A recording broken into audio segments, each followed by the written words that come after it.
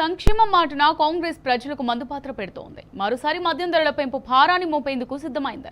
ఒక చేత్తో ఇస్తూ మరో చేత్తో గుంజుకునే ఎత్తుగడ వేసింది. ప్రజాపాలన అంటూ గొప్పలు చెప్తున్న సర్కారు సామాన్యుడి జేబు గుళ్ల చేసే రీసైక్లింగ్ దోపిడీ రాజకీయం చేస్తుందనే విమర్శలు వ్యక్తమవుతున్నాయి.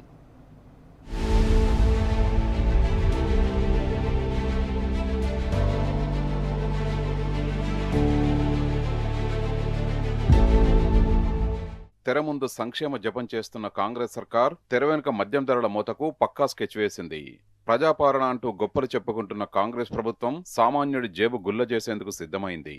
ఇవాళ కొత్త రేషన్ కార్డులు 2 లక్షల మందికి చేయూత పింఛన్లంటూ పాలకులు చేస్తున్న ప్రచార ఆర్భాటమంతా కేవలం ప్రజల కండ్లకు గంతలు కట్టే జిమ్మిక్కులేననేది బహిరంగ రహస్యం. మద్యం విషయానికొస్తే బ్రాండును బట్టి క్వార్టర్ సీసాపై 10 రూపాయల నుంచి గరిష్టంగా 75 రూపాయల వరకు బాధేందుకు సిద్ధమవుతున్నది. ఈ ధరల మోతతో ప్రజల్లో నుంచి వచ్చే వ్యతిరేకతను కప్పిపుచ్చుకునేందుకే ప్రభుత్వం అనూహ్యంగా స్మార్ట్ రేషన్ కార్డు అస్త్రాన్ని తెరపైకి తెచ్చిందని తెలుస్తున్నది. లిక్కర్ రేట్ల పెంపుతో సామాన్యుడి రక్తాన్ని పన్నుల రూపంలో పీల్చి విప్పి చేసేందుకు సాగుతున్న ఈ ఆదాయపు వేట ప్రస్తుతం రాష్ట్ర రాజకీయాల్లో తీవ్ర దుమారం రేపుతున్నది.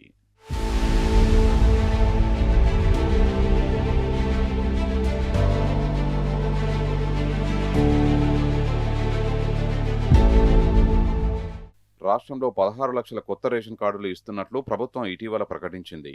ప్రస్తుతం తెల్ల రేషన్ కార్డు మీద చౌక ధరల దుకాణం నుంచి ప్రతి వ్యక్తికి నెలకు 5 కిలోల బియ్యం, పట్టణాల్లో కిలో గోధుమలు ఇస్తున్నారు. ఈ లెక్కన కొత్త కార్డులతో రాష్ట్ర ప్రభుత్వానికి గరిష్టంగా 100 కోట్ల రూపాయల అదనపు భారం పడుతున్నది. పైగా రాష్ట్ర వ్యాప్తంగా 1.05 కోట్ల రేషన్ కార్డులను ఆధునీకరిస్తామని ప్రకటించింది. కానీ ఇందులో దాదాపు 70 లక్షల కార్డులు గతంలో కేసీఆర్ ప్రభుత్వం ఇచ్చినవే కావడం గమనార్హం. వృద్ధాప్య పింఛన్లు కూడా ఇస్తామని ప్రభుత్వం ప్రకటించింది. కానీ అది ఇప్పట్లో కాదని తెలుస్తున్నది. ఒకవేళ 2.25 లక్షల మందికి కొత్తగా పింఛన్లు ఇచ్చినా నెలకు 45 కోట్ల వరకు అదనపు భారం పడుతుందని అంచనా. అందుకే మద్యం ధరలను 10 నుంచి 15% పెంచాలని, ప్రతిరోజు 50 కోట్ల మేర ప్రజల నుంచి అదనంగా పిండుకోవాలని నిర్ణయించినట్లు సమాచారం. ప్రైస్ ఫిక్సేషన్ కమిటీ నివేదిక సిద్ధం చేయగా ధరల సవరణ అమలైతే ప్రీమియం బ్రాండ్లపై గరిష్టంగా 75 రూపాయల వరకు అదనపు భారం పడనున్నది. రోజువారీ కూలీలు సామాన్య వర్గాలను ఆకర్షించేందుకు 150 ml, 200 ml వంటి చిన్న సైజు బాటిళ్లను మార్కెట్లోకి తెచ్చేందుకు ఎక్సైజ్ శాఖ కసరత్తు చేస్తున్నది.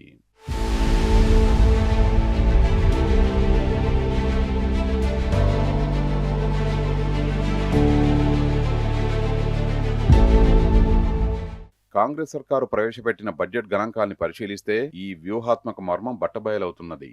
2026-27 ఆర్థిక సంవత్సరంలో 6 గ్యారంటీల పరిధిలోని చేయూత పింఛన్ల కోసం 14,861 కోట్లు మాత్రమే కేటాయించింది.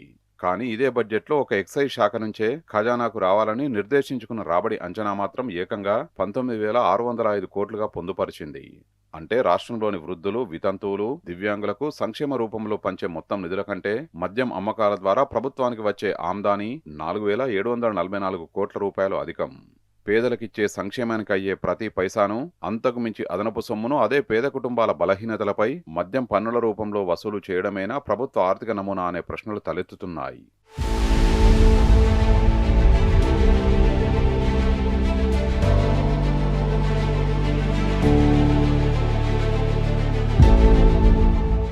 సంక్షేమ పథకాల విస్తరణకు మద్యం ఆదాయమే కులమానమైతే అది ప్రజలను ఆదుకోవడం కాదు, పేదవాళ్ల వ్యసనాలపై ఆధారపడి ఖజానా నింపేందుకు వ్యాపారం చేసుకోవడమే అవుతుందని విమర్శలు వెల్లువెత్తుతున్నాయి.